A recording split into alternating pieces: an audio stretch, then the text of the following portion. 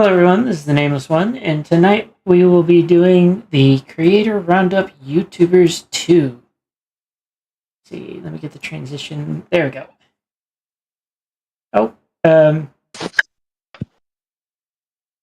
There we go. Everything's working right now.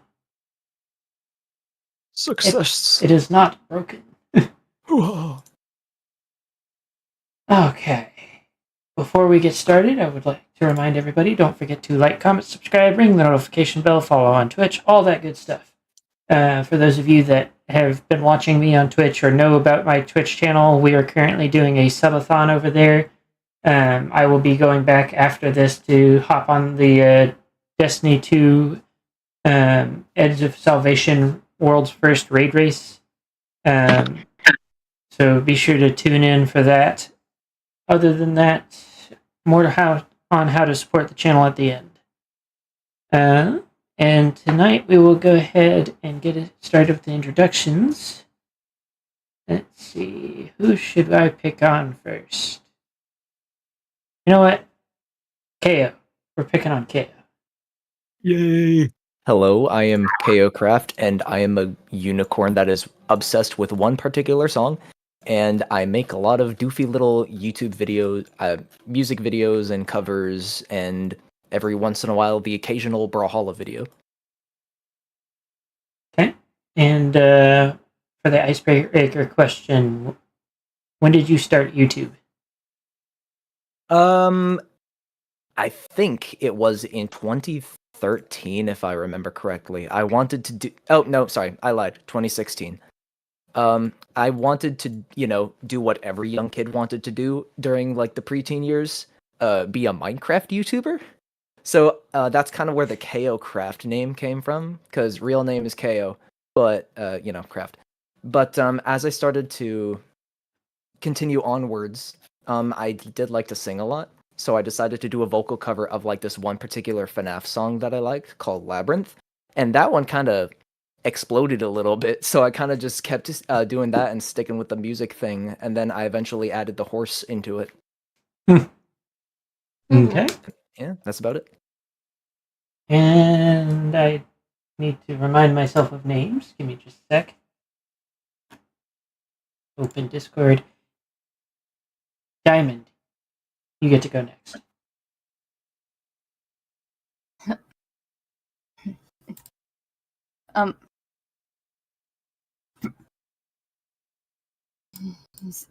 Sorry, I'm sometimes okay. not good when it comes to introductions. Just take a moment, breathe, tell us who you are, what you do, and when you started YouTube.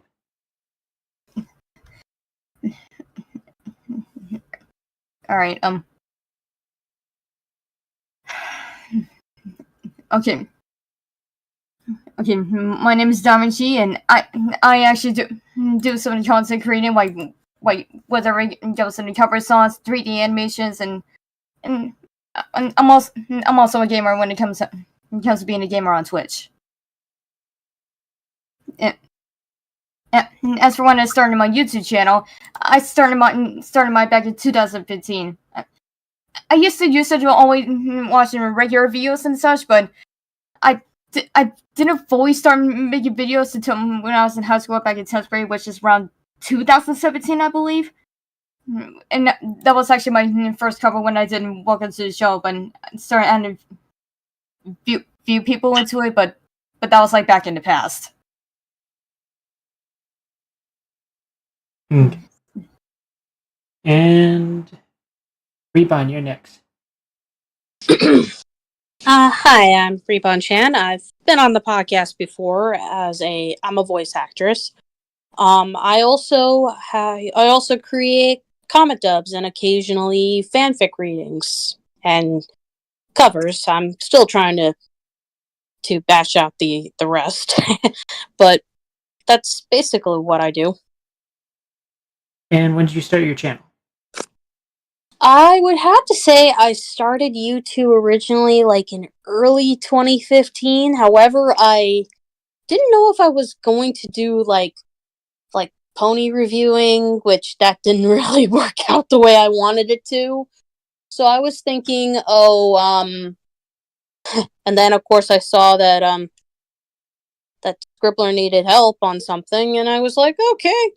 Or at the very least, I think I wanted to just make my own pony comic dubs because it looked fun, and I've seen Scribbler do it, so that's where it started from there. Okay.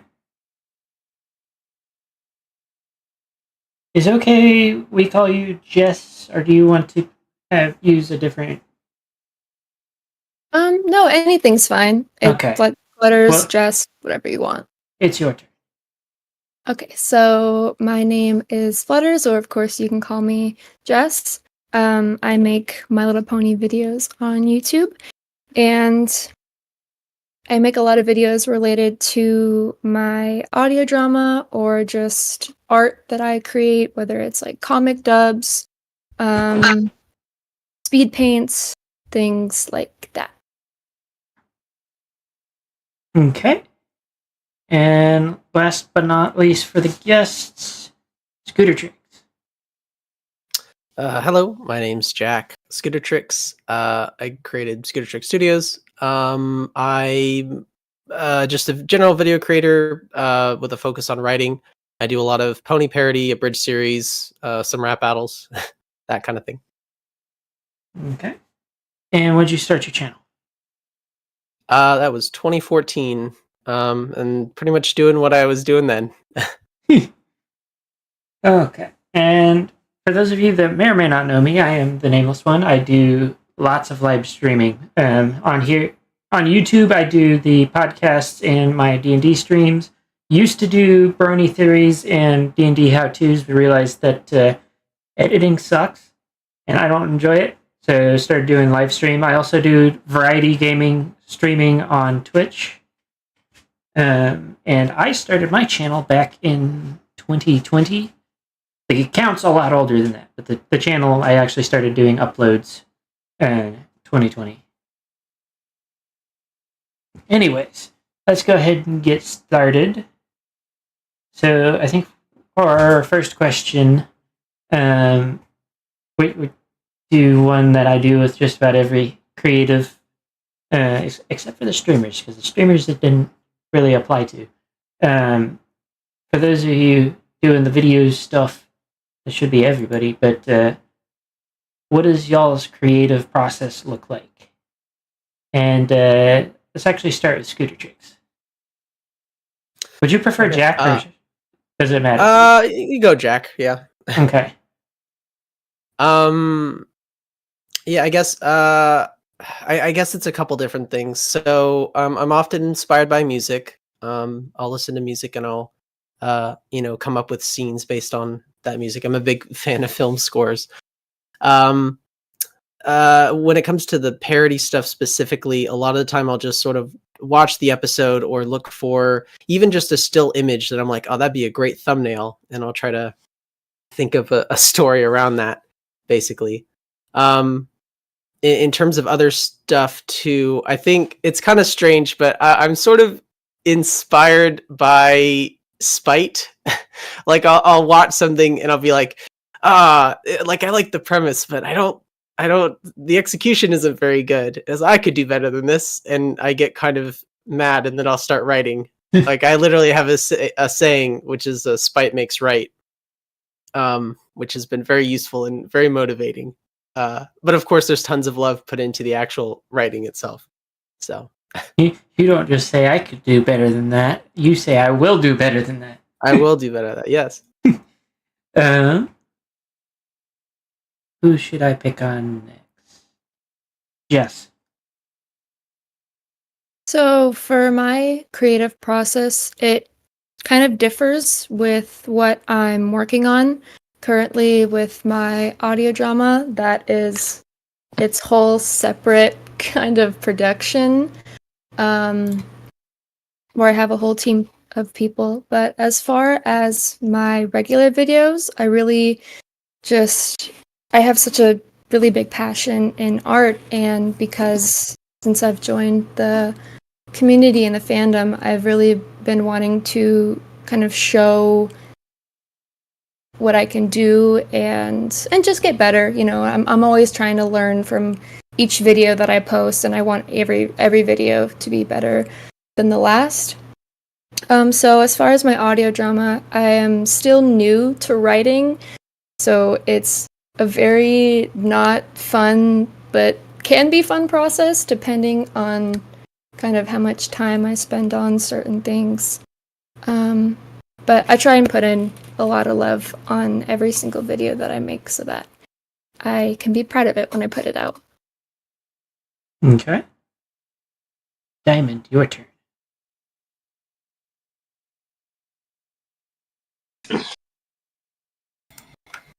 Oh, yeah. Yeah, sorry, I just turned off the push the song, so It's okay. Do you need me to repeat the question? yeah, that'd be great. What does your creative process look like when you're making videos? Well, it's kind of hard to say, but most of the time when it comes to my animations and such, I'm mostly trying to find like some either between inspiration from one of the shows or based in the movie or something. But as for the covers, well, I usually choose one of my favorite songs to be able to try to do a cover on and hoping to see if my vocals will be in the same range of it. Okay. Is that all you want to say? Okay. Well, I also realized, and I also do a son in speed paints, mostly when it comes to the next generation I've always been working on, and for those it kind of mostly varies in basically the first thing that pops into my head. Okay.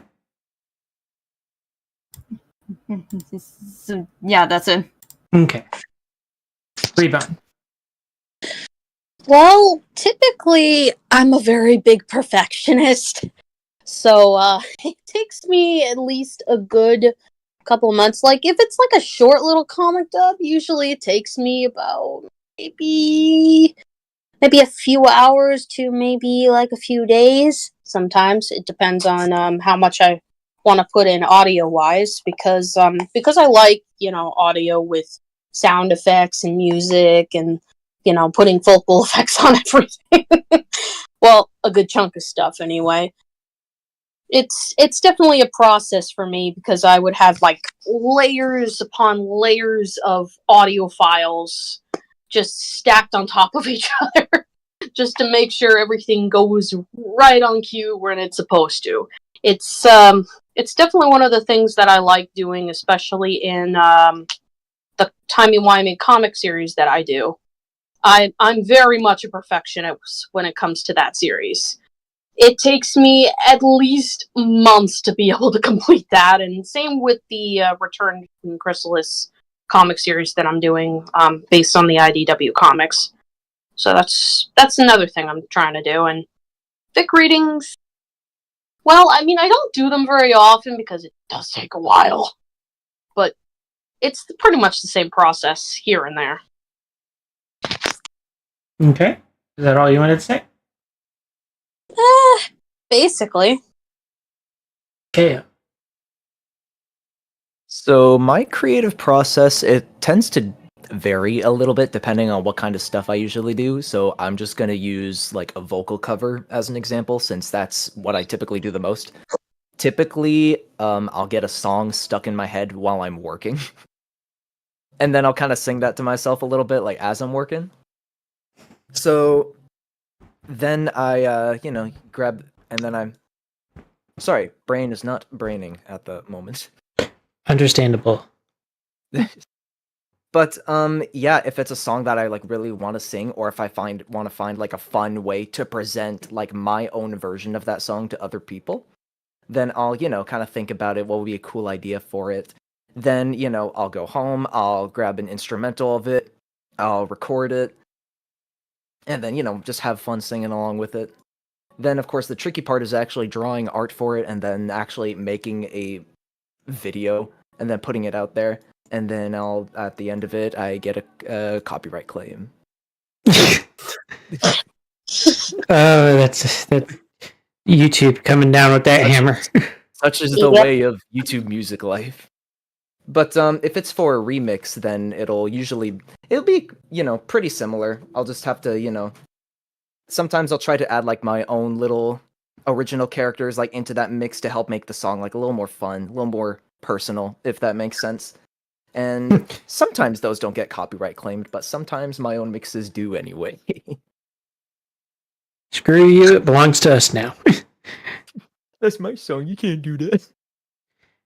So, But yeah, that's about it. yeah. I'm going to be answering these questions as well if you guys didn't already guess as much, since, YouTuber. But for me, it's most of my shit's pretty much all spur of the moment. With the exception of these podcasts, actually. Because most of the time it's sit down and just like brainstorm random ideas for the Alicorn Discusses, and then after that it's herding cats, for lack of a better way to say it. Trying to get everybody in one place at one time. But yeah, that's about the extent of my stuff. Next question. For you, what's the most difficult part of YouTube for you, and why? And we're gonna start with Diamond.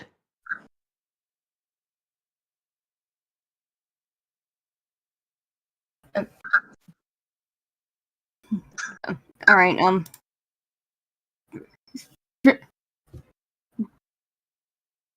You said it wasn't something about when the most difficulty.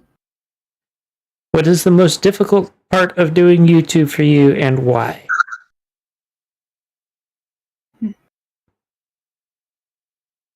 Well, I mean, nothing's basically difficult on me per se, but for the most difficulty on me, that will probably be on when to be able to upload the videos, because well, with the real life issues going on, like basically with my job and such, it's making it difficult for me to try to get the videos and done and get them posted on time. Mm-hmm. Is that it for you? Yeah. Okay. Let's see. KO. KO. Huh? Earth to KO. I forgot to unmute. I apologize. But I'd say the most difficult part overall is most likely getting the motivation to actually make progress and not just browse my Steam library for like half an hour only to play nothing. Oh god. So, okay, in terms of like actually making the stuff, I'd say the most difficult part is coming up with the idea for like the video, or coming up with the way to actually present the music thing, because the music part is overall like the main thing I'm trying to show people, but the video is, just helps to make it a little bit less boring. So trying to come up with like a good video to help complement the music, I'd probably say is the harder part, depending on the song, of course. Okay. Is that all you wanted to say? Yeah, that's about it, pretty much. Scootertrix. It's the writing. It just takes so long, and it really just comes down to I need to sit down and write. But that's very hard to do. But if I can do that, then I'm usually pretty good to go. But it's just so hard to actually sit down and write. Okay. And Jess. I think for me, it's how I can make the videos I post better.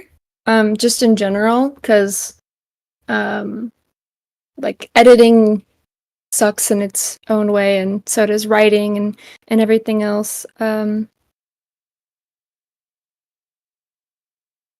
Sorry, I blanked. But yeah, as far as with videos, it's really hard kind of knowing how to improve and how to get better, because there's always some sort of push you have to do to not be like stagnant or just to stay where you are, because it's really easy to get caught in the loop of just doing what like you're familiar with and doing what you already know how to do. So kind of getting outside that comfort zone is really hard. Mm-hmm. I'm also going to say, you guys are welcome if you have something you want to add to something somebody else said, that you're more than welcome to chime in as well. I'm going to go ahead and go with mine, though. I've got two, actually. First one, when I was doing the edited content, was the editing. Because for a little while I had people helping me, and then I tried to take a crack at it myself. It took me almost 4 hours to do about 1 minute and 20 seconds worth of video. So, Oh no. yeah, I know do editing. The other, That's fast. if you say so. Try it bridging. Rabbit rags to the That's tortoise. time consuming. All I was doing was essentially keyframing. But the other thing is just coming up with like what you're gonna do and not sounding like you're flying by the seat of your pants 90% of the time. Oh yeah. I've done a pretty good job. Most people seem to be fooled. I'm noticing a I was. particular pattern that is one of the most difficult for a lot of us. It doesn't even have to do with like actually doing the work. It's the inner fight in our brains to actually do the work. Yep. Yeah, For sure. that is definitely a mood. That and the Yep. copyright. But Yeah. Oh god. I have to check my streams on a regular basis to make sure YouTube hasn't marked it as unsuitable for advertisement.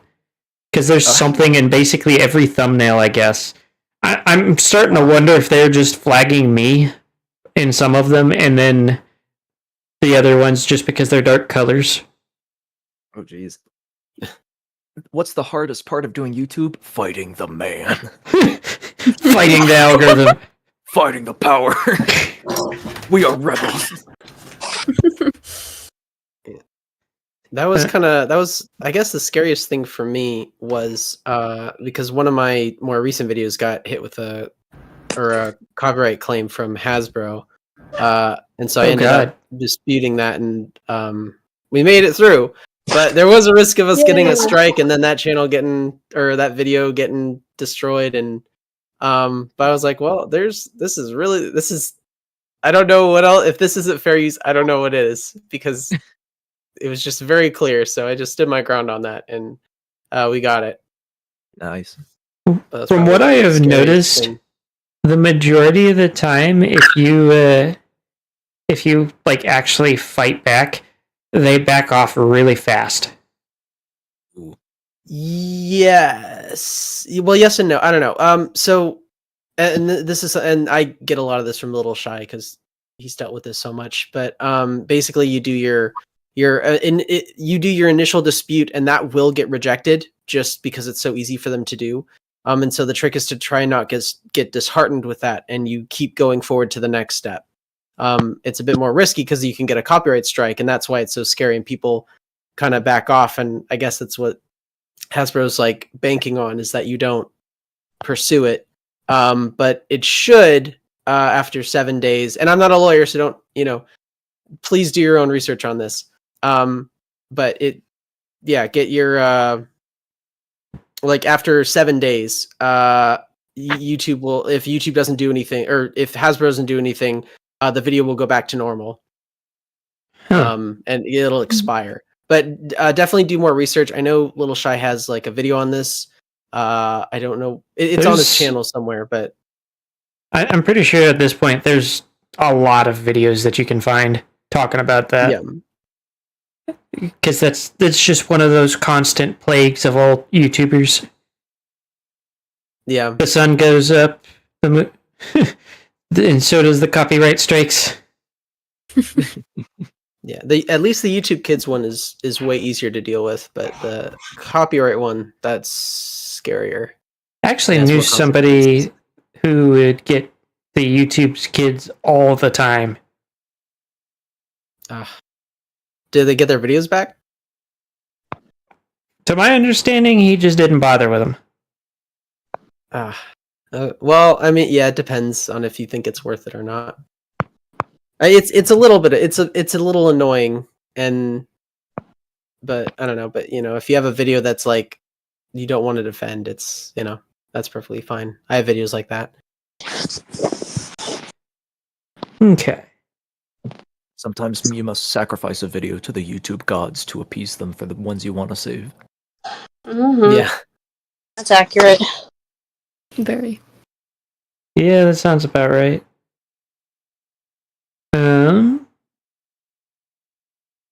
So next question. This is another one that I have. Well, I didn't get to answer that question. I could have sworn I. Okay, you go ahead. Okay. If that happens again to anybody else, let me know, and I will let you speak. Sorry about that.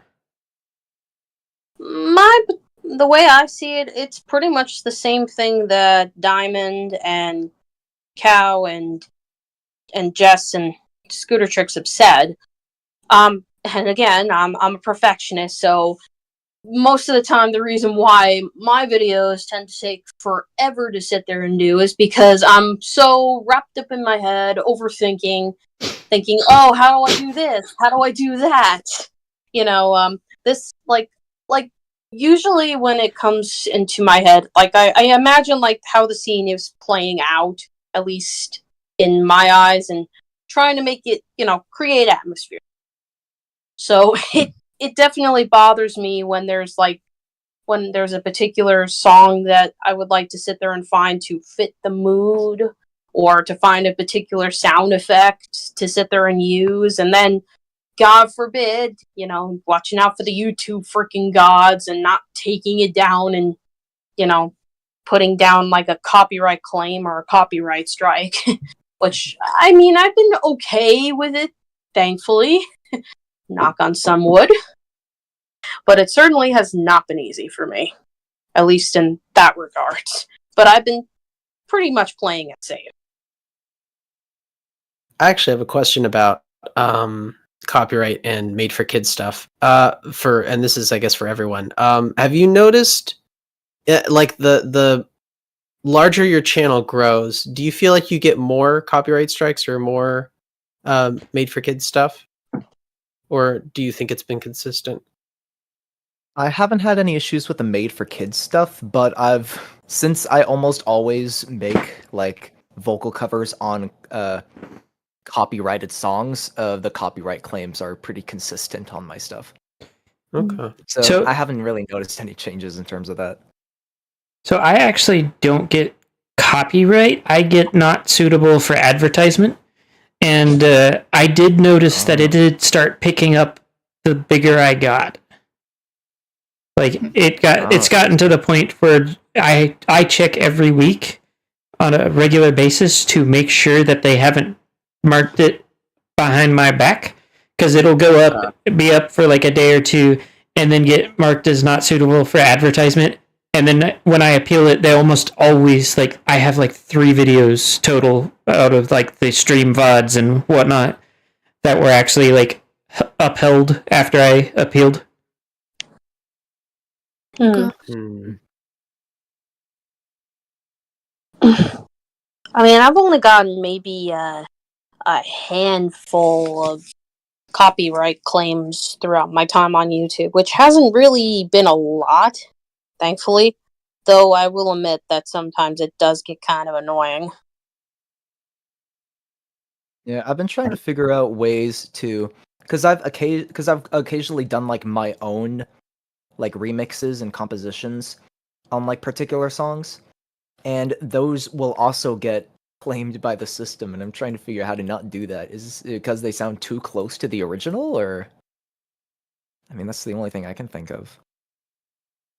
That's probably one of the reasons I just haven't really I've kind of stayed away from song covers for a while, because that's kind of what YouTube does. If it's anything similar to the original, boop, there's a copyright claim or a strike. Yeah. Apparently I can like contact the original artists and ask for like a cover license or something along those lines. So I need to figure out how to do that, I guess.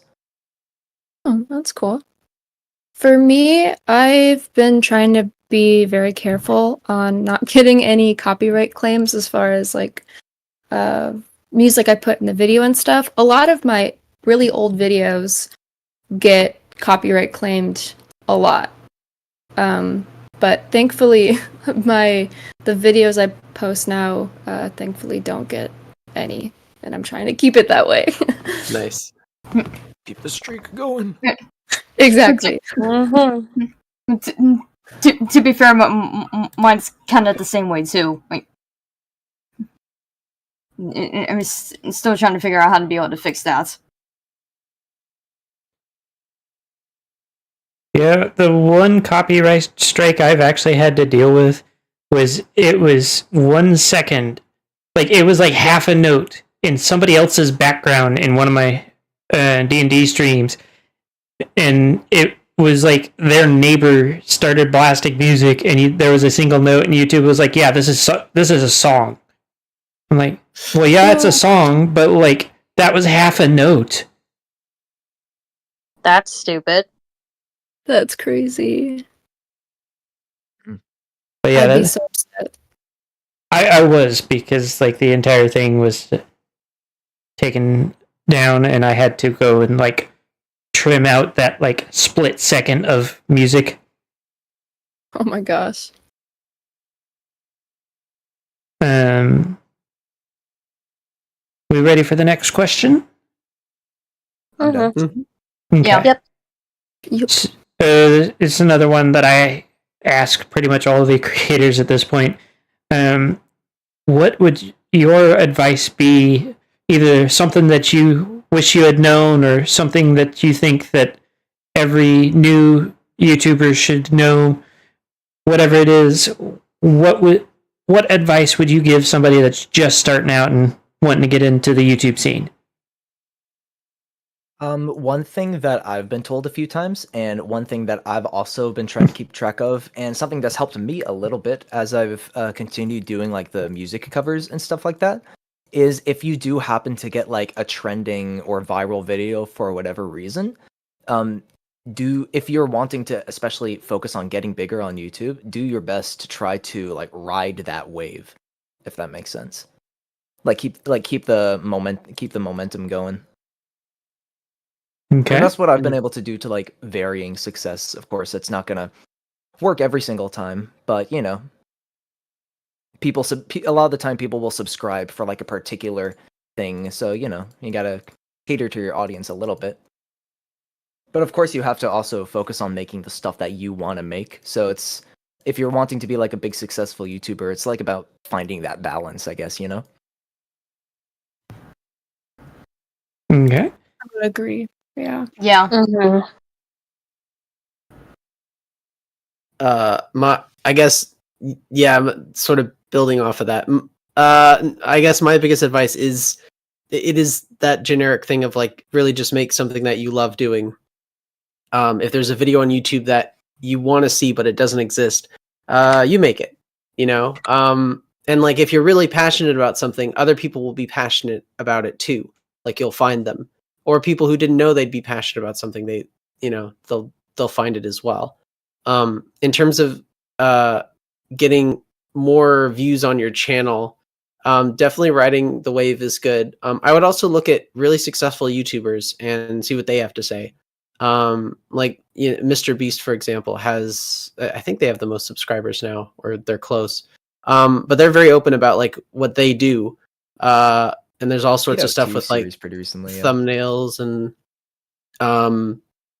but like it's like thumbnails and what your title should be like I've definitely used some of these. I haven't like gone full in on these on algorithm stuff, but listening to some bigger YouTubers, the algorithm feels less random than a lot of people say, where it's like, YouTube gods. So it's like, oh well, no, there's some stuff you can do. You can do some stuff to improve your views. There's some stuff you can do to improve your video quality. And, there's actually get several more people videos watching. for that. Matt Pat did a few of those as well that I found very helpful, especially the thumbnail related. Like, yeah, is you don't really think about the thumbnail too hard when you're just watching videos, until you like actually have to make a thumbnail and then start seeing bad thumbnails. Oh yeah. Yeah, it's almost it's debatable if it's almost as important as the video itself. In terms of if you want the video to do well. And about half of the time, people won't even read the title necessarily. They'll just click. Will they not? I know that I've talked to a few people that that's what they say is like they pick it off of like what the thumbnail says, and if you have like a title in there, they'll get confused if you have two separate titles. Now, if it's a continuation, like Are They Dead? And then the title tells them what you're talking about, that they don't have issues with that. It's the ones where it's like title A, title B, and then the viewer's like, what?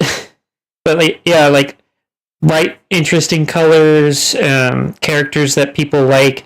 Apparently, Flurry Heart is really big in getting people's attention along with Cadence. I don't know why those two in particular. Well, real quick, The pink and the blue? where are you getting this info? I'm not like criticizing. I'm just like I'm curious on where you're getting. Mostly anecdotal from talking to other YouTubers as well as some of the people that I know that watch YouTube. I used to be very close friends with Satus Waves, and we would talk about like the thumbnail stuff all the time and like metrics on like some of the things that he would put in the thumbnails that would get people's attention. And Flurry Heart was one that he always got a lot of people's attention with. Okay. I would just say, real quick. I would just say, just in defense of titles, I think, because one thing they mention a lot with titles is that if you have the title that has like a really good combination with the thumbnail, it can also be extremely effective. So, like the classic example is the that one Vsauce video where it's literally just like the color yellow, right? Or it's some color. I think it's yellow. But it's like that's all the thumbnail is. It's yellow, but then the title says this is not yellow, and so immediately it's like your worldview is challenged. Where you're like, what could this video possibly be? And then you click on it. So that's just like in defense of titles. I would say it's like a good title that helps be very compelling, whatever that means. The ones that I was talking about is when it's like one of those like documentary style videos where the title in the thumbnail is one thing, and then they start talking about something completely different because the actual title was different. And it irritates people when you do that. No, definitely deliver on the promise of your thumbnail. Otherwise, it's clickbait and it won't do well in the algorithm. One of my most popular videos, the thumbnail title is literally just "Are They Dead?" And then the video is talking about like the fate of the alicorns in G5. And I've found stuff like that works really well. Yep.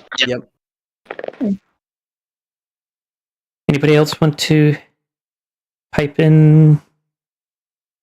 I'm gonna make Rebound talk. Well, I think for any advice that I would give is don't make your whole thing with YouTube just to get views and subscribers, because if you do it that way, it's not really going to work out for you. A lot of the time, how people get, big is that they just make content that they enjoy themselves. So don't just do it just to, constantly grab people's attention, so to speak. I mean, I know with the YouTube algorithm, you gotta get certain people's attention to go and see your videos, but just, do something that you like to do. And if people like you, good. It's something that should be, well, you know what I mean? Mm-hmm. Yeah. Yeah. That's also Yeah. great It's for not something you sustaining should just yourself. like constantly try to chase the bag for. Mm-hmm. Yeah, you won't get worn out because you love doing it. Mm-hmm. Okay. Diamond.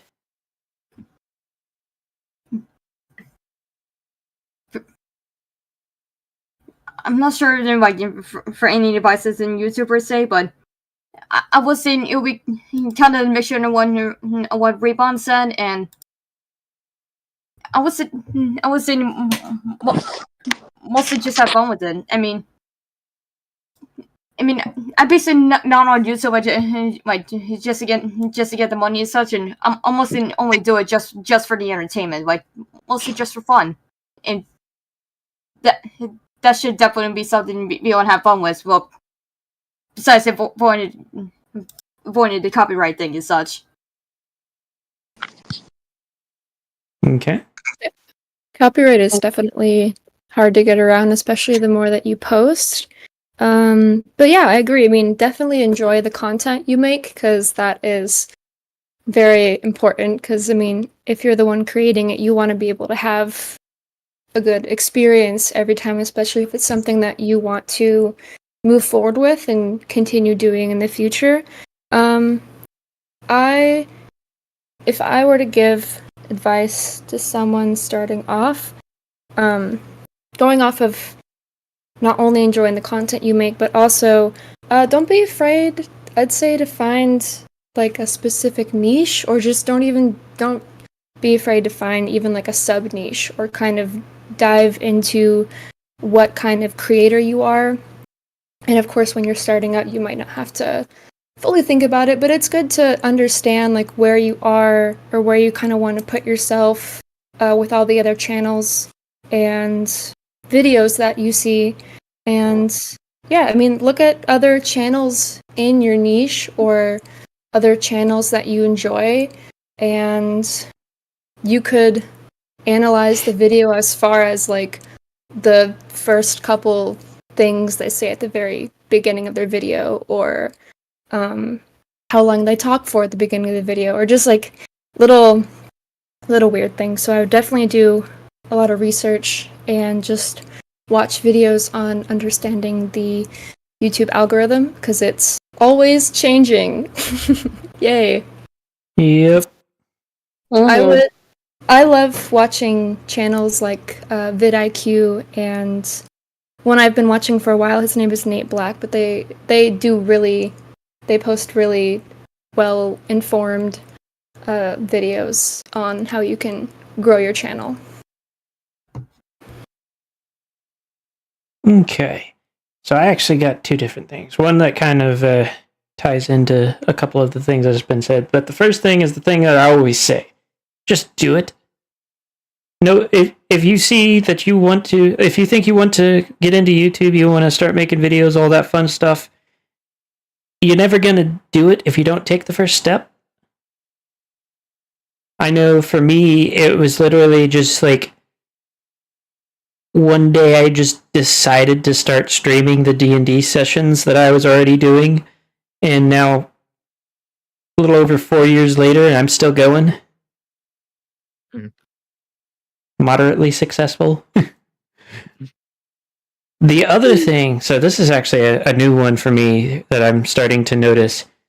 I know a lot of people like to measure their success against others.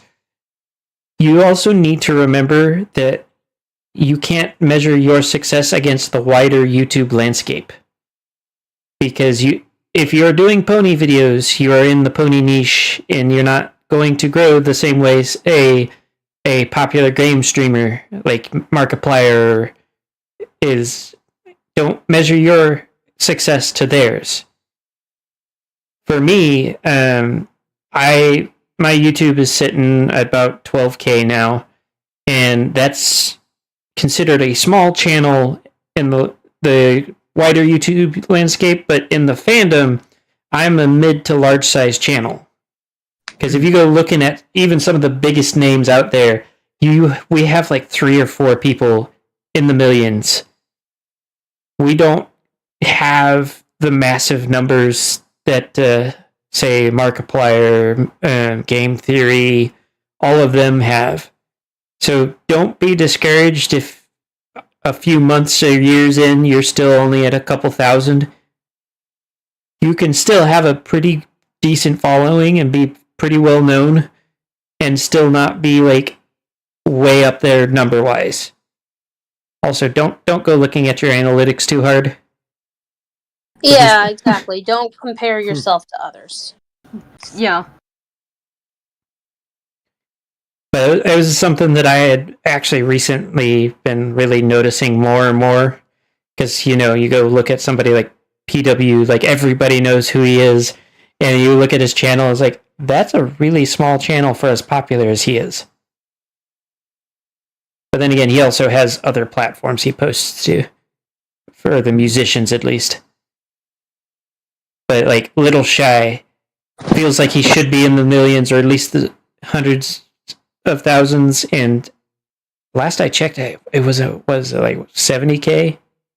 I may be totally off. He's a couple 100,000 by now, surely. Yeah, I'm pretty sure he's at like 200,000. Who was I thinking of then? He's slightly over 200K. Okay. It must have been a while since I last looked at his then. Because last time I remember looking at his, he was like 80K. Wow. I know that Silver Quill is another name that a lot of people recognize. And last I checked, his was... Now I need to double check myself. Yeah, now you need to double check. Wait a minute. Oh, 3 million. Oh, he hit 113K. Oh, he's doing pretty good for himself then. Yeah, because last time I checked it was 2 years ago, I think. It's been a really long time since I've done this. Since I'm at it, I might as well correct myself on Little Shy's. 205K, yeah. The other thing with YouTube is the longer you're around, the quicker you accrue just a mountain of dead subscribers. Yeah, I have experienced that. They don't interact, they don't comment, they don't even watch, but they're just there. They're there to make number be big. Yes, and the longer that you're around, the more of them you will naturally get. If you are looking to get your name out there quickly, though, the one way that I've found that works the best is start talking to people, collabs, networking. And on the subject of collabs, don't be the one person that's like, can I ask you a question? And then refuses to say anything until they get a reply. Because a lot of people will not reply to that. Mm-hmm. hello. That's true. Yeah, that exactly. If you want to collab with somebody, say, KO, I'm gonna pick on you. Say you want to collab with KO, do like a music cover or something like that. You don't message him and go, KO, can I ask you a question? No, be professional up in this horse Discord server. If you want to ask somebody for a collab, you bring to the table what you want to do with them. Especially if you are a smaller channel. Because a lot of people will look at smaller channels with less videos and go, I don't know if I want to put... Because collabs are always a lot of work, and they'll be like, I don't know if I want to put out the work for that. Oh yeah, I gotcha. Mm-hmm. There's also... Yeah. Providing examples of work is always very useful. Yes. Yeah. or I guess make it as easy for them as possible. So like introduce yourself. If you have a script, it's like here's the script. If there's an animatic, here's the animatic. If there's it's like this is paid. This is, like make it as easy as possible for them to understand and know what's going on. Yeah, the last thing you want is to slide into their DMs and go, I want voice acting things, and then not tell them what for. Yeah. I feel like I should apologize to Rebon because that happened to her after one of my streams. Oh, well, it's not your fault. I guess I wasn't really expecting it. But yeah, if you want to collab with someone, the three things that you want is give them examples of your work, what you want to do with them, and proof that you're going to actually do the thing that you want to do with them. So, either like a partially finished script if you're doing just like a voiceover type thing, or if you just need their voice for something, like tell them their part that they would be playing. If you're going to pay them, tell them how much you would like to pay them, or ask them what their rates are. Stuff like that. Ooh, excuse me. But collabs are a really good way to expand your viewer base. And that goes doubly so for streamers. Because streamers are definitely one of those where it's like a rising tide floats all boats, or I believe that's the saying. It goes the same for the YouTubers, though you'll find that there are a lot more YouTubers that are very antisocial recluses. Some of them are really friendly, but just socially awkward. Mm-hmm. And then some of them, everybody seems to be scared of for no reason. Hi. You'd be so surprised how many people finally get to talk to me and go, I was so scared of you, and now I don't know why. I think it might have. I'm going to take a wild guess, but it might be the OC. I don't know. I've had a couple of people tell me that I'm popular. So apparently, having a big number on subscriber count scares people. It does, yeah. It's weird. People have said that people have come up to me and say, oh, like, I know you and all that, and I'm just thinking to myself, like, how? I barely do very much. And to be fair, I'm not as big as half of the other voice actors that there are in this fandom, so I like to keep my my ego at a minimum. Just to be honest. Yeah. It's definitely interesting to see like how some of the people that are popular react to it. Because like Little Shy, since we mentioned him earlier, really, really nice dude, but oh my god, he is so socially awkward. The first time I met him, I felt awkward after trying to talk to him. Felt so bad for the guy. But like, darn. I still... What's up? He seems fine to me every time I've met with him, but I don't know, maybe I got him on a good day. I was also weird stranger that just kind of showed up, was like, hey, I know you. I've seen your stuff. And was trying to introduce myself. So it's one of those stranger has approached. What do you Cue Final Fantasy battle music. It'd probably be easier if you like either approached it, because I approached him at a con. If you either approached him online or through other means. I hope I'll be able to meet the guy someday. I liked his stuff for a good while.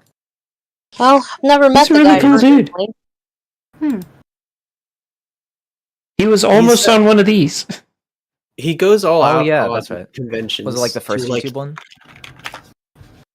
What was that, maybe. Jack? Oh no, it's like he gives out like plushies, like for the free tables. He gives out. He gave me like a little electronic name tag. Actually, I which have is, one like, of the those coolest too. thing in the world. Yeah. Yeah, which is insane. He just goes all out on this stuff. Yeah, I He does the top 10 really. lists, which are like some of the. I don't know. I think that's like a quintessential brony thing, are the top 10 lists. I tried so hard to get on That's that. rare. The You can do one it. time, You can do the it. one time that I did get on that, I was referred to as an unknown stranger, and I was like, "God damn it! Why'd you do this to me?" Now they'll never find me. But yeah, collabs. It was in for Scootertrix asking for evidence earlier. The reason why I preach collab so much is because that's how my channel exploded.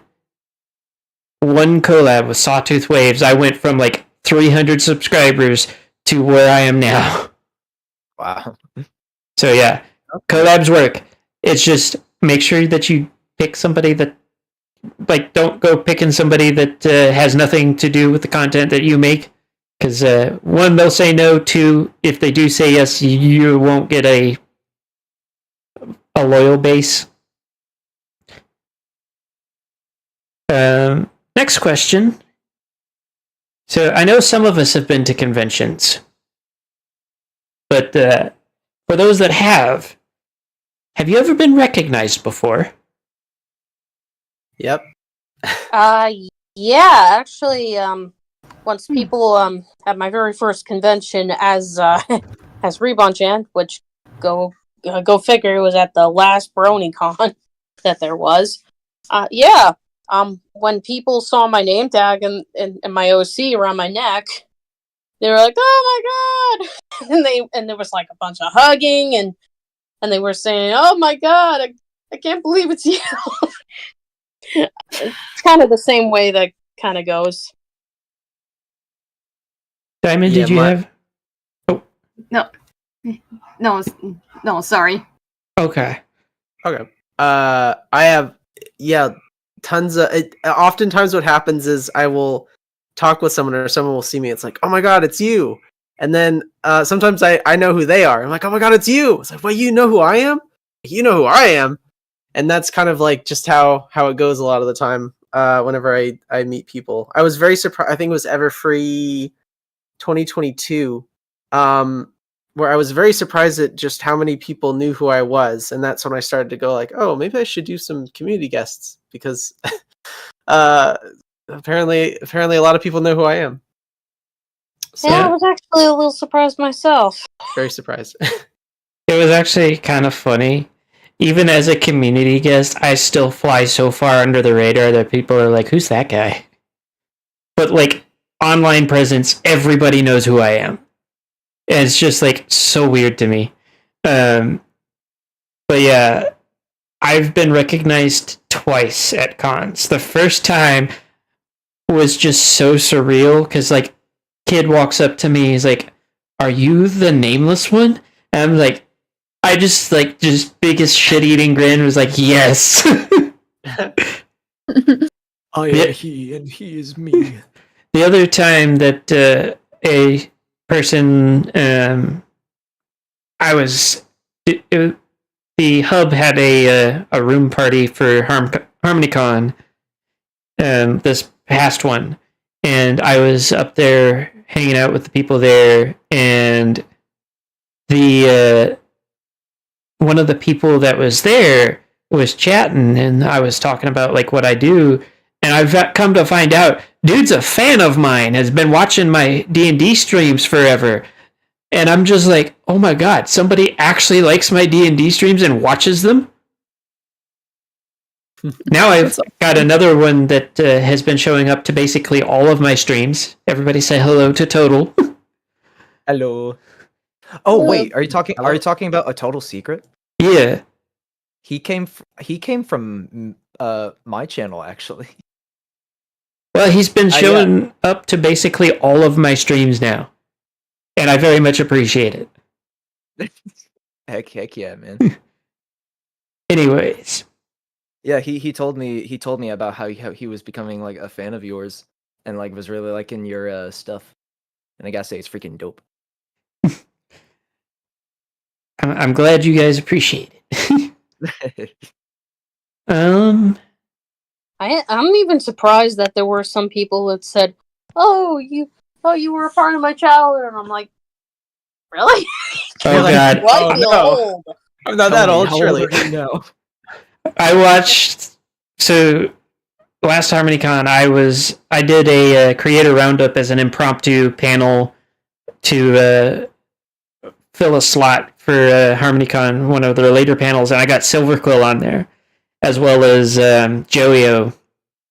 And whenever we got up there, they were talking, like 5 people all said, "You were part of my childhood," and both of them, you could watch them wilt in the chair every time it was said. It's like, we're not that old. It's like throwing water on I'm it. wondering the same thing. You were But part yeah. of my childhood. What a world! Like, geez, I know I'm 30, but come on. 30's not that old. I say at age 29. God, it feels like feels like just yesterday I was unintentionally recording my RD on a freaking laptop mic. Oh god, I started out on one of those too. All the audio on my old streams are so bad. God, it was embarrassing when Scribbler and a friend of hers Finish Line pointed that out to me. I was like, oh my god. This is an intervention. So, next question. And I feel as this one's a little bit more of a personal question, but what is your favorite thing about YouTube, like being a YouTuber, and also what is your favorite video you've uploaded? Kind of a twofer there. And we'll Diamond and Jess haven't talked much, so we're gonna let them talk. Could you repeat the question again? Favorite thing about being a YouTuber and favorite video you've uploaded? Ooh.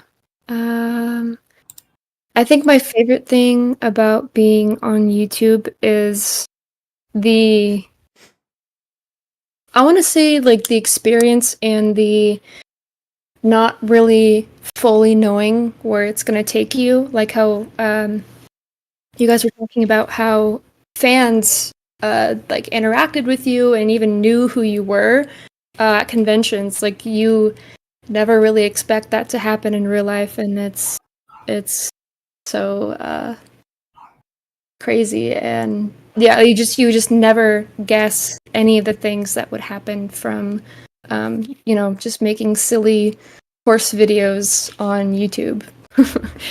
And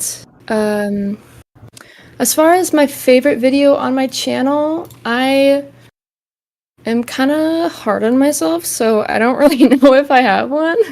But I kind of am curious what other people would say for which video is their favorite. But if I were to have to choose one, I think it would probably be the most recent episode of my audio drama. Okay. Diamond.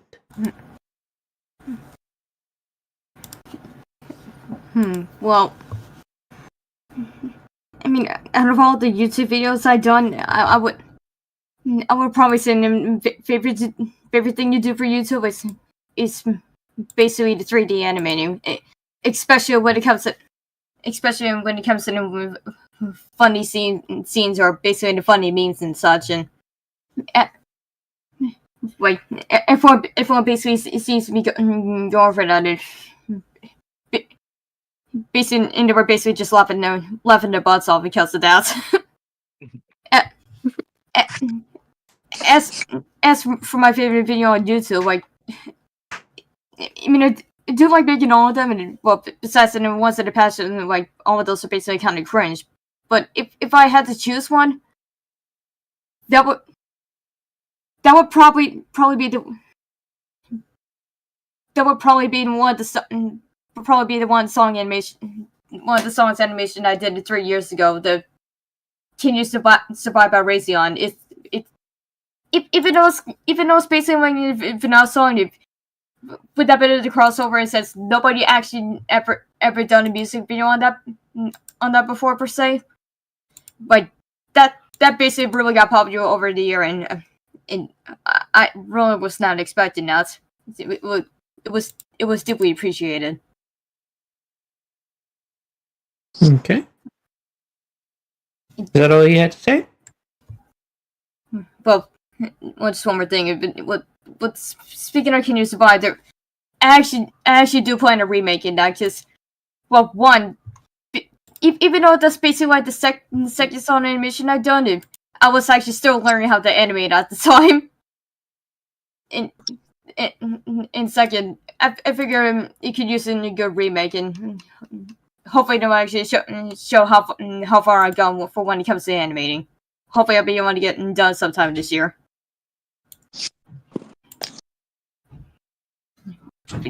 So, yeah, that's it. Okay. So, next, Kao. Oh, So, I'm sorry, what? if I may, I think, let's see. Well, one of my favorite things about doing YouTube would be probably, well, partly just to see how certain people would react to my work, and other times just to see it really pay off. And that's probably my favorite thing. And once it's all done, just uploading it after all the hard work. I think my favorite video to date that I think I'm most proud of is probably my timey-wimey comic series, which I have done extensive amount of audio. It is probably one of the best cases of the best audio editing I think I've ever done. Hands down. Kao, you sound really similar to Rebon right now. Wow. Sorry, I was practicing I'm my sorry? voice impression. Don't mind me. Oh, jeez. Did I talk over him? I'm sorry. I said Kao and you started talking, so Oh, I'm sorry. it's fine. I'm just making fun of you now. You're banned. So since Kao already went, Rebon can go now. Oh, All right. Well, you see, I have a timey-wimey audio series that I think is really good. I think I'll hire Ribonchan for some voice acting. Yeah, that's some range. Yeah, thank you so much. I've been practicing. Noises. Okay. Okay. So I'm going to use this one specific music video I did to answer 3 different questions. The 2 ones that you mentioned, as well as the one that Rocket Riders asked in the chat, asking which video we put the most effort to.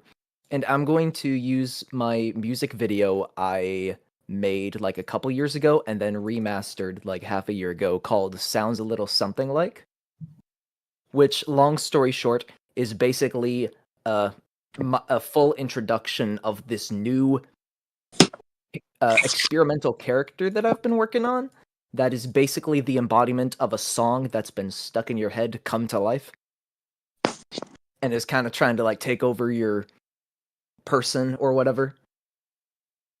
Kind of like Venom, but a lot nerdier. And that's the video that's probably...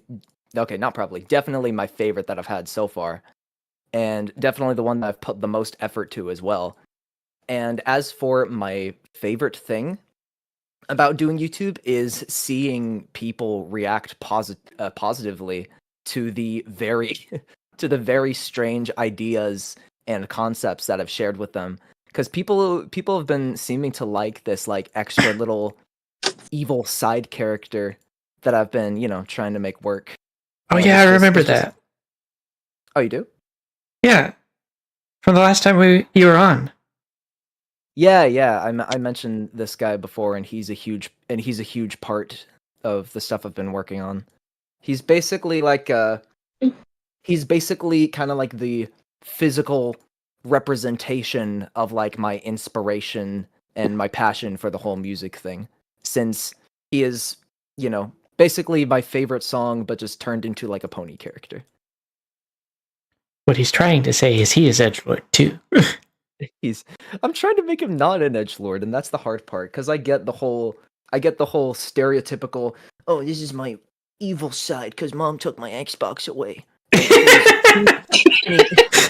and he's 2,000 years old, and he's a lone wolf. And okay, yeah, I'm trying to do my best to avoid that whole thing, even though he does very much look like it. I'm trying to make him, unique and actually have him make sense in a way. So, Make sure don't use the color red. I use orange instead, so we're good. Okay. Phew, close one. Scooter. I guess I can't really decide which of these two, so I'll just say both. But my favorite two things that I like about being a YouTuber, one of them is releasing a video, just that initial release it because it's done, it's out there. Because there's so much pain that goes before that. For a 6-month break, I deserve it. And just sort of, yeah, pretty much. You're just like, I don't have to. It's like I could relax a bit. I don't have to do anything for a bit. And then, of course, you get tons of great positive feedback. It's always great seeing ideas that you've been so passionate about and excited about finally, come out. And by that point, it's always like, because I do comedy a lot, and by the time I release a video, none of the jokes are funny anymore because I've just been editing over and going through over and over again. But you get to see it through fresh eyes now. Now people see the jokes for the first time. So it's great. And that kind of leads into the second thing that I like is, I know the hardest part is the writing, but like, I love thinking about it. I love writing the jokes and everything because I always get so excited about like, oh man, this is going to be great when this exists. That's going to be great. As for my favorite video, it is always the next one. But if it's, I guess if it's one that I've finished already, I don't know. I could go back and forth on this. Maybe Ponies versus the French, honestly. That might be my favorite. I remember that one, actually. I've seen that one before. Good. Yeah, so have I. Excellent. You're like, wait a minute, I know that video. Wait a minute. That's good. Yes, that means it's been around. It's doing its job. Has everybody else gotten a chance to go before I answer for myself? I think so. Okay. So for me, I'm going to answer the favorite and hardest, most effort in video in the same time as well, because that video is the one for both of those. So there's a video on both my channel and Windstriker's channel. It is a multi-YouTuber collab where we took a story. It was meant to be like a what if Ancient Alicorns kind of thing, but it was based off of the Peacemakers of Equestria campaign that I ran on my channel. And so I did the writing for both the story, the script. I did the creative direction for all of the voice actors. And a friend of ours, Cameo Shadon, is also one of my Patreons and players. She did all of the little assets, even had a little animation in there. And it's just one of the videos that I've put the most effort into. And it to me, it came out great. I could not get Doc around the word brothers. If I feel like I did him kind of dirty on that one because apparently Germans cannot pronounce the letter R. So there's a momentary pause followed by a loud, profound brothers. So that's one I always jab him about. But yeah, that's one of my actually I'd say it's my favorite produced video that I've it was edited and everything. I couldn't pick a favorite stream because I couldn't tell you which one's which. Because with the campaigns, there's just so many of them. So I've been doing it for 4 years now. So no picking out a single episode. Creator Roundup. I can't say that I have. I'm not going to pick favorites with the Creator Roundup or Alicorn discusses because I feel like that's just not a appropriate thing to do. Please be one with me in it. Please be one with me in it. Please be one with me in it. Please be one. It's this one. Yay. But as for my favorite part about being a YouTuber, it kind of just goes as for being a creator in general, is the community. Both on the creative side of it as well as on the viewer, reader, whatever. Because I do writing as well. Whether it's seeing somebody like Total pop into chat for the 100th time, or it's hanging out with some of the other fellow creatives talking about stuff that they're making, or getting into collab shenanigans. All of it is just awesome. It is. There's nothing quite like the community that you can build around a creative passion, whether it's friends that are fellow creators or people that you recognize out of your audience. Mm-hmm. So that is the absolute best part of being especially streaming, because that moment where you're at a con and somebody goes, "I know you," or you're talking about your stuff with somebody else and somebody's like, "I remember that. I was there. I saw that. I loved that," or whatever it was. Even the ones where it's I've got a few comments on my channel where they're trying to tell me that I should do things their way. Even those, I am the guy that everybody warns you not to be, that argues with the people in the comment section. But even those, I enjoy that to some extent too. Not in the moment, but afterwards, it's that was informative at least. But yeah, community is the best part about being a creative, just in general, in my opinion. Mm-hmm. I agree. Yeah. Mm-hmm. Okay. I think that since Jack is going to need to leave in about 30 minutes, we'll go ahead and see if we got any questions, because I was not watching the thread for that. See. There it is. Do we have any questions in here? Apparently we do not. Come on, people. Give me some questions. I know. Total, you got any questions? Cold? Somebody? Come on, don't be shy. We don't bite. Mostly. Yeah. We won't bite unless you have a carrot in your hands. But it's gotta be on a stick.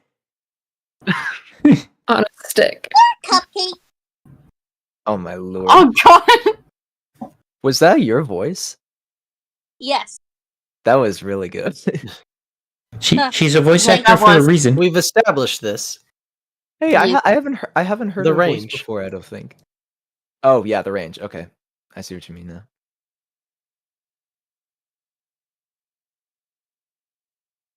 Total has just admitted he is not good at questions. Questions are hard. Well, I What's guess. your worst video? Oh God. I'll let everybody else answer those first. I still feel bad because I forgot to put in or submit images for the freaking slideshow. Yeah, it's fine. It's all good. Well, Ko spoke up first, so he gets to answer the worst video first.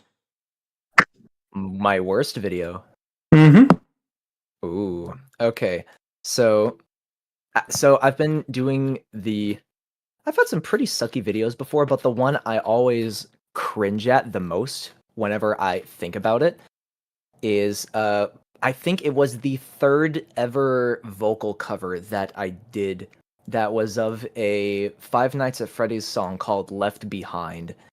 And oh my lord, the video I freaking chose, as well as my vocals, it was all actually abysmal. And I cringed so hard just thinking about it, and I've considered just hiding that video for the rest of eternity because of that. I see. Rebound. Oh god, the worst video? Oh jeez. Well, I think the most obvious one, at least that's an embarrassment to me. And it's kind of a shame that it still it's the most viewed video on my channel. The Fluttershy's brother comic. God, everything about it. Like, the freaking mic quality, the freaking audio editing on my end, and I mean, I know I was a baby to the craft, so I was not entirely sure what to do, but God, All the worst ones are when you're a child. every I'll freaking be time. sure to watch it after work. I'll be sure to watch it after work. Most viewed video, you said? We should live stream everyone's worst videos. Just everyone's. Oh my god. Oh God! No. I like how half of the podcast just died inside at the thought of that. I would Yeah, be very they- good at cruel and unusual punishments. Oh, there are other questions in the chat, like what drew you to this fandom? Yeah, those just got posted. So Oh, we're gonna finish answering this one, and then we'll answer the ones that are in there now. okay. So Diamond, you next. Oh God. I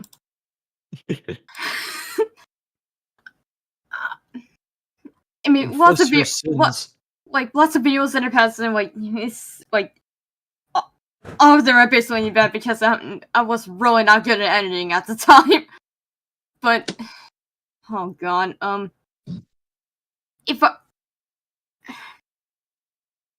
I had to choose one that was basically the worst video,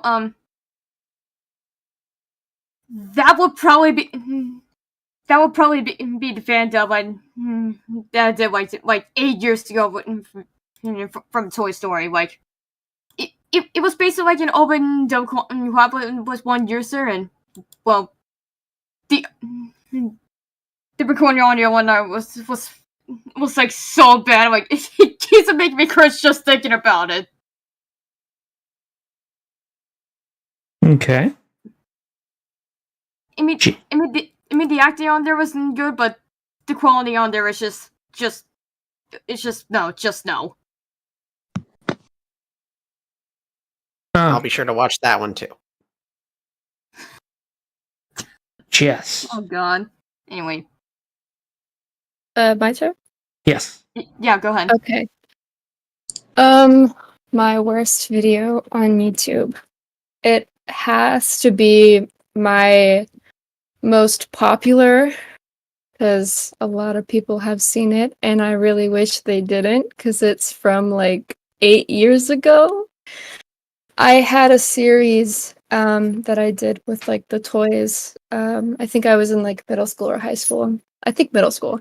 And it was an episode where it was directly related to cupcakes, like that whole idea where Pinky kills Rainbow and everything. And it got over 3 million views. Yeah.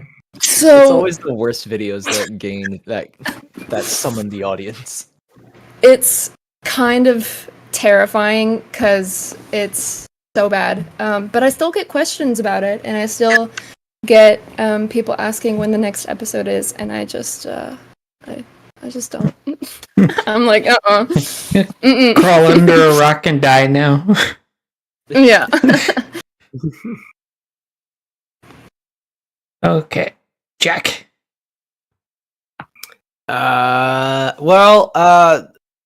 It's sort. I've got a couple bad ones. A lot of probably they're all old now. I've got some ones where I'm not. You're probably all aware of the Wombo Combo meme where the guys like freak out and say Wombo Combo. But I had that where when I had like a couple videos in the very early days where it's like, oh, like if the pony says something savage to another pony, then the audio to Wombo Combo shows up.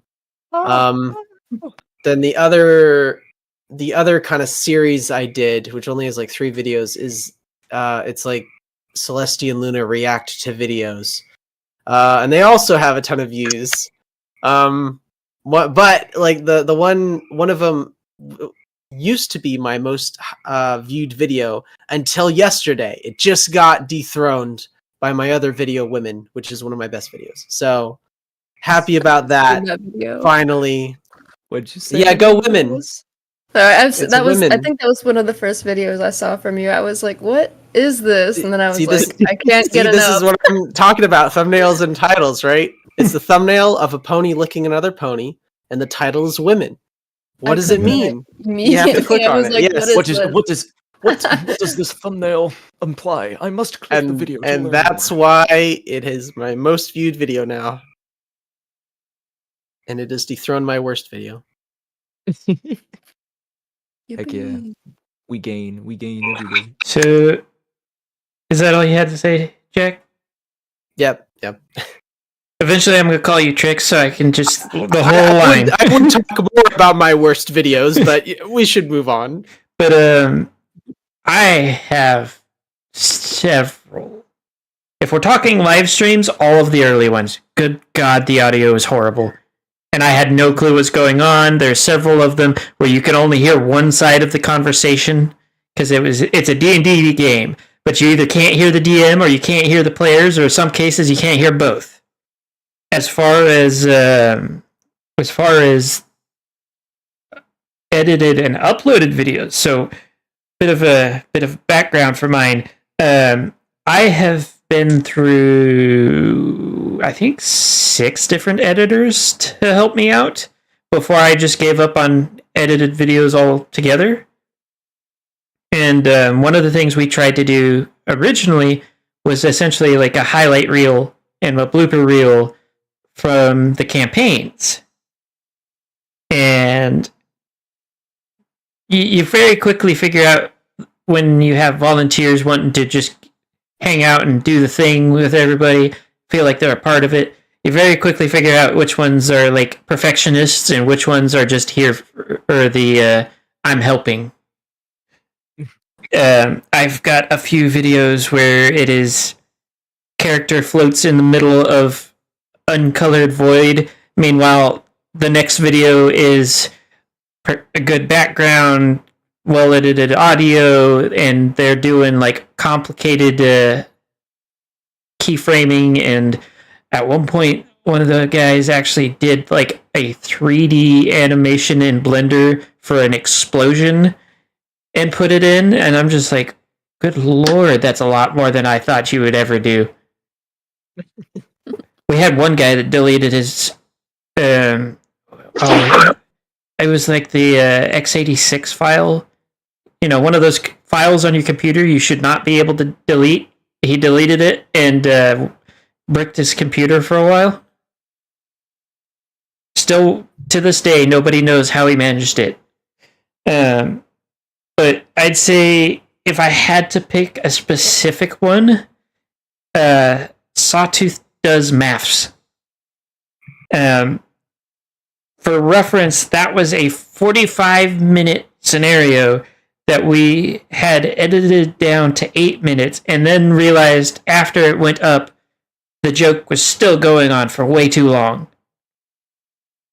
Like, there's comedy, and then there's, oh god, the timing. Please stop. It's gone it's gone on for too long.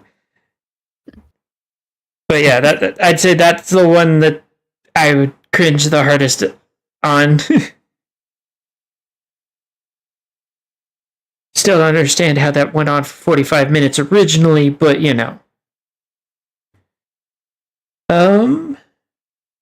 Let's go ahead. I saw let's Rocket. Let's see. Rocket Writers asks, what drew us to the fandom? And we'll start with Diamond.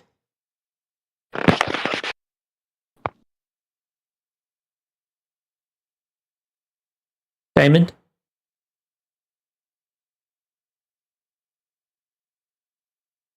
Oh, she said she'll be right back real quick. Oh, okay. Yeah, I don't hear Discord notifications while streaming, so I didn't see that. It was like literally just now anyway. Okay. Jess. For me, I've always, I kind of started with the show, and I'm sure most people can relate. I grew up with Generation 4. Me and my brother started watching it when we were little kids, and I kind of never stopped liking it. Is kind of where it went from there. I found myself not really getting quote-unquote over it, or a lot of my friends were kind of like transitioning to other shows, and I was like, I think I'm gonna stick with this, because I had already created my channel, and so I think that's what started it for sure. Just start just growing up watching the series, and yeah, I don't really remember specifically how I got into the fandom. I guess I just started talking and reaching out to more people, and then I got a Discord server for my community, and it kind of just went from there. So, yeah. Rebon. How I got into the fandom was, I actually got interested in the show around 2012, I would say. And that was due to the fact of, of a stressful situation, which I know that most of us can relate to, of how we got into the show proper. I didn't get into the fandom until about at least 2015 or so. I started watching Scribbler's audio productions, and I would watch her stuff every week that she would post it, as well as Lost Narrator and Magpie and all of them.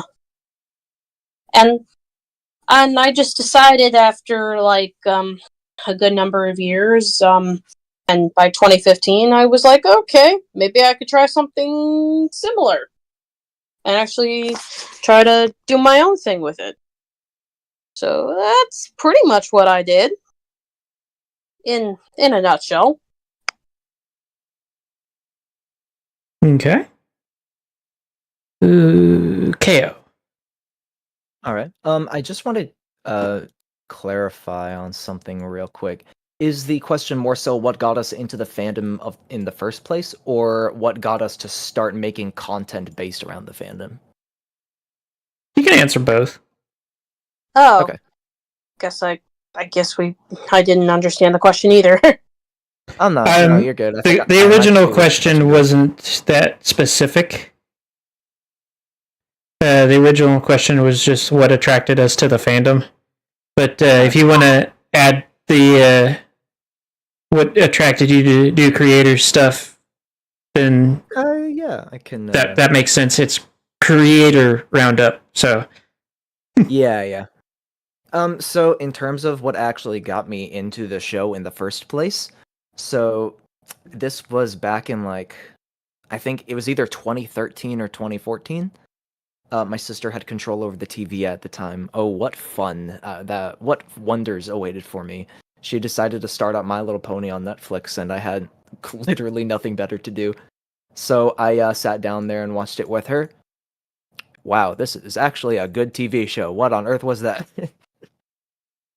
Because, when my thoughts of My Little Pony before were, basically the pandering, stereotypical little girl kids show that, you associate with that type of thing. But then after watching it, I was like, this is actually freaking good. What's going on? And then, just kind of continued watching it, continued sticking with it, like all the way up until the finale. And it was a darn good time. I made friends. I have a partner and a best friend now because of those. And now when it comes to actually making My Little Pony based content, I don't really do that all that much. I'm more so I make kind of my own content, but I use like the pony to kind of like represent myself, since that's kind of how I started out, and I feel like that's kind of the way it best represents me based on like, past experiences and stuff, Mhm. And then I do still occasionally make I make quote unquote enough pony content to still be classified as a pony creator, Mhm. which I am thankful for, because it means I got to be invited to the creator hub. But yeah, I've always, liked My Little Pony, and always, well, back then, always wanted to like be a pony myself. So, you do the thing, you make yourself a little character, and then I just used that to represent myself when I started the whole vocal cover thing. And then, thus, Cringy Cowman was born. Cringy cow man.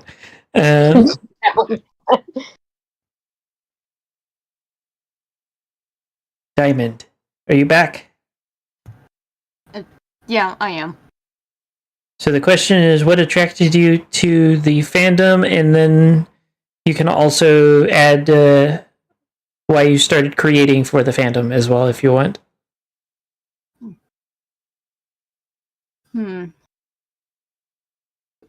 Well, I'm not sure if I hardly remember per se, but I will say when I didn't fully start coming into the fandom. Well, I didn't fully get started becoming a fan of My Little Pony until when I was in high school in 10th grade. Like I was just looking at the YouTube videos successful for the first few years, and ever since I saw that one clip from the movie Rainbow Rocks, and it kind of made me wonder what that movie was about. So I decided to give that one a shot, and I'm actually surprised it was actually pretty good, and that's when I actually started looking more into the show, and ever since I saw that, that's actually what kept. Well, between that and also a few other shows I watched, and since I also used to do Taekwondo for a few years before I stopped it. All of those is actually what kind of inspired. It's actually what kind of got me inspired to actually make my LC. Okay. Is that all you wanted to say? Yeah. Okay. Scooter.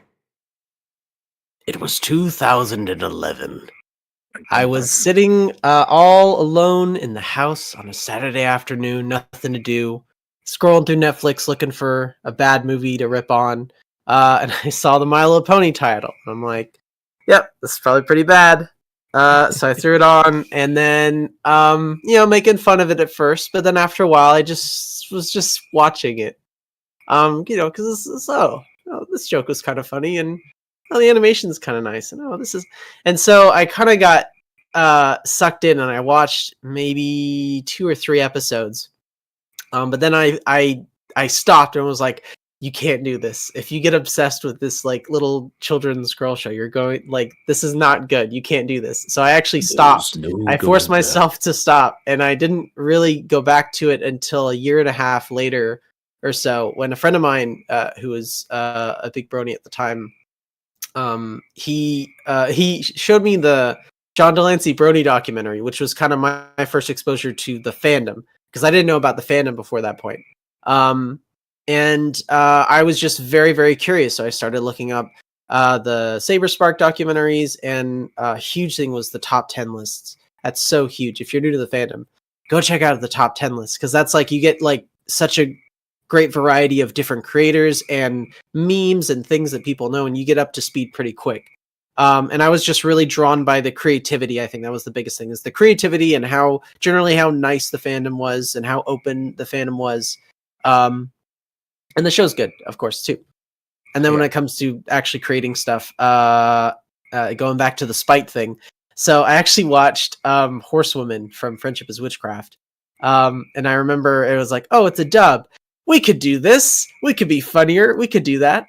And so that's how I started with Scootertrix the Abridged. Oh, that's funny. And whether or not that was better or not is debatable. But, that's how we got our start. Okay, I think that everybody else is gone, so I'm going to say mine. Oh, Watch me... Go ahead. Sorry, before you do, Ribonchan needs to be let back into the stage. Oh, okay. Give me just a sec. No, you're good. Silly. Am I pronouncing it right? Because it's with a singular B. It's Rebon. Just like you're not cow.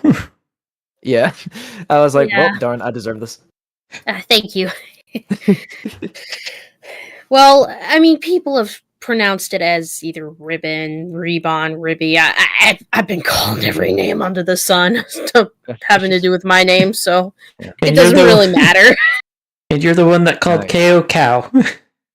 We're even. Oh, KO. Sorry, cow. Yeah. KO. No, you're good. Now you got me doing it. Anyways, so watch me blow everybody's mind. I haven't been a brony for very long. The 4 years that I've been doing content creation is about as long as I've been a brony.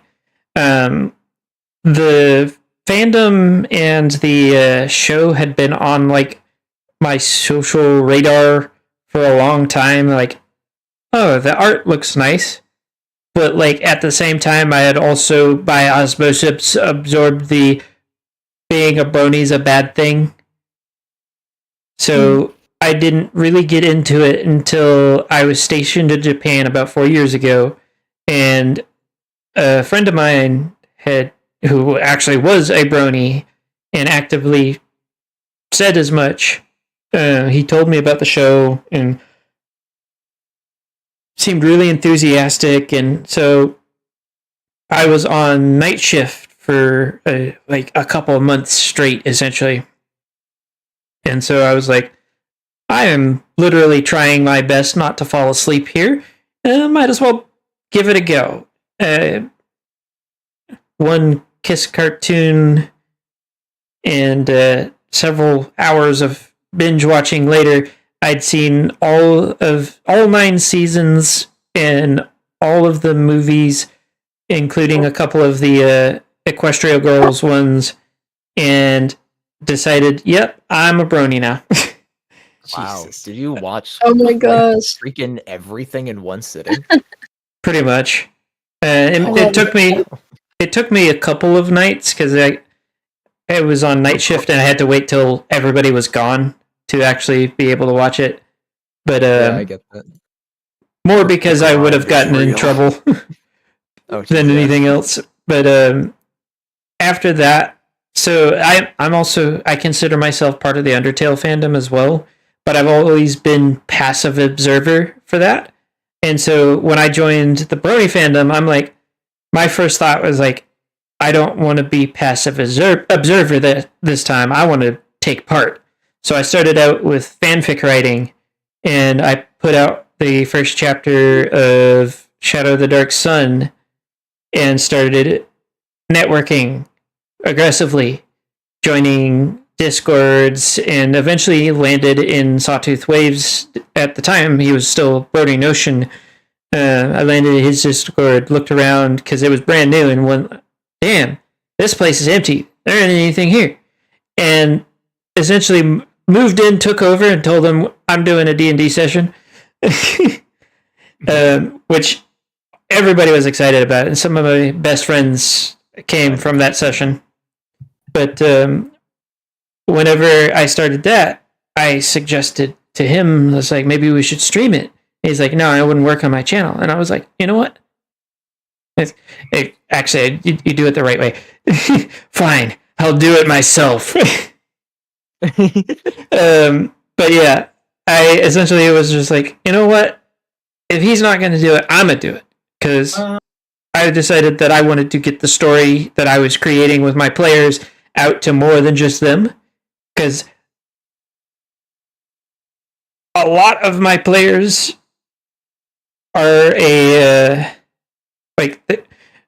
collectively, we're damn good storytellers. And it's a lot of fun to listen back on sometimes.